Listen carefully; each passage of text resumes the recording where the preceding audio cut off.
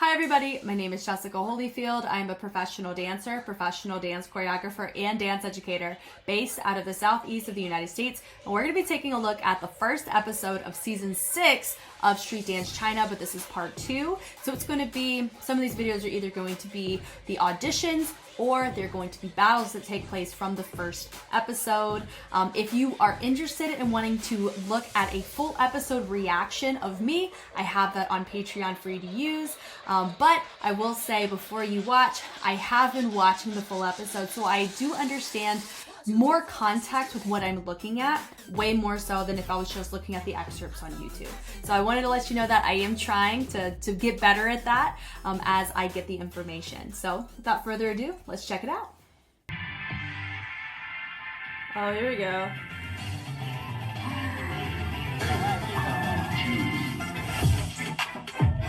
Oh, do we get to see his whole set?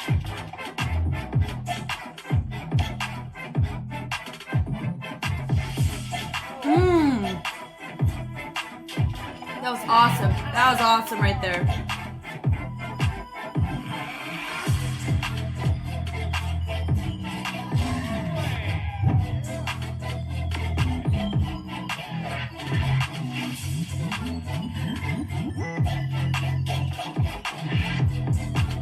Ooh, that was good.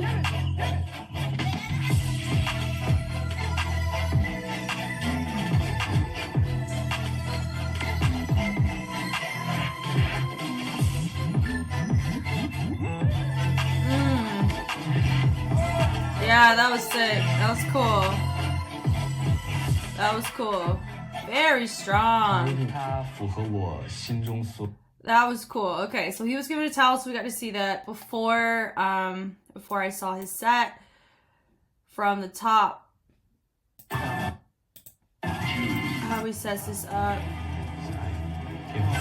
Ooh, I really liked his set. It's very smooth. I think it was a very strong choice. And I like the fact of his versatility that he picked who he's picking because it's just showcasing a wide variety. Now here, hip hop assessment. Honestly, you're going to see more with hip hop. Normally people end up enmeshing other West Coast styles, but hip hop a lot of times, well, no, I can't say that.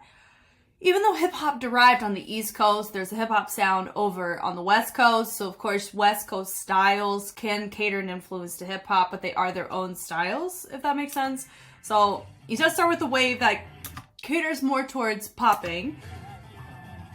He doesn't choose to explore a crump posture too, so it just kind of feels like it's an enmeshment almost, you know, which I am here for. I love that with the tap hand on the pocket, doom doom doom, super cool right here.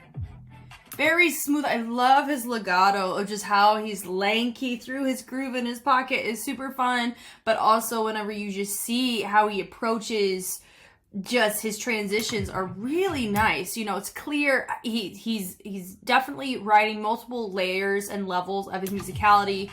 Super fun.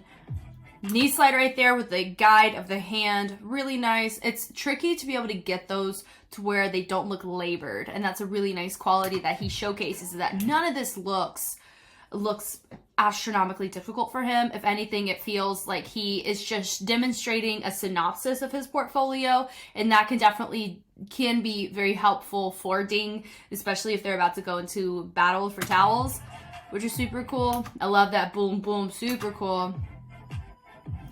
Got some tutting through here. So honestly, he has like a the hip hop rock and bounce, but he has a lot of different other styles being enmeshed to incorporate his own artistry within the craft. So, which, you know, I would feel like was why they would go to Ding, right? Knee flex, super cool with the switch around. Love that. Love that too. Hit, hit, hit. It's just nice how he's progressing it up and how he's choosing to finish it out. That was really nice. His kip up was super nice there. Down. Yeah, that's more of it. I would call it a trace. Not a trace wave, but a trace in general, where you're just kind of linking up. Love that with the pull around. just a lot of his steps that he's choosing to hit, and he's counter isolating. It's really nice whenever he's showing his range as well, and his usage of his staging, as well as his levels. I think that's really important when you're showcasing yourself and you don't have a lot of time. You want to showcase that you understand what your audience wants to see. So like not only showcasing your toolkit to show your proficiency, but also showcasing the stylistic intention you bring to the table without overly saturating with all your best stuff, but also not, you want people being left wanting more as kind of your end goal, which is, I definitely think he did that. I feel like we got to see, this was super cool with that fold up with his hand. That was sick. Dips it down, brings it around, matches that base, boom. He aims to continue to do that. Uses a thread through.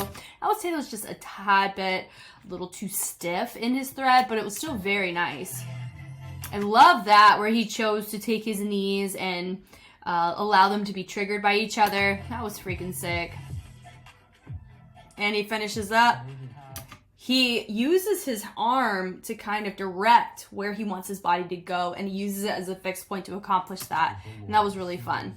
So all in all, I really liked what he did. Super cool. I definitely am looking forward to seeing what he does in the show under Ding's command, because I feel like he definitely has an arsenal that can contribute in other aspects that who Ding has picked thus far. They may not, he may be able to fill in very well, which is you need members like that, and I think he definitely can be versatile when needed based on what we're seeing here. Thank you guys so much for watching. I hope I was helpful in some way. If you're interested in wanting to see my full reaction to the entire episode, that is released on Patreon exclusively there for those who want to participate and take part in the discussions there.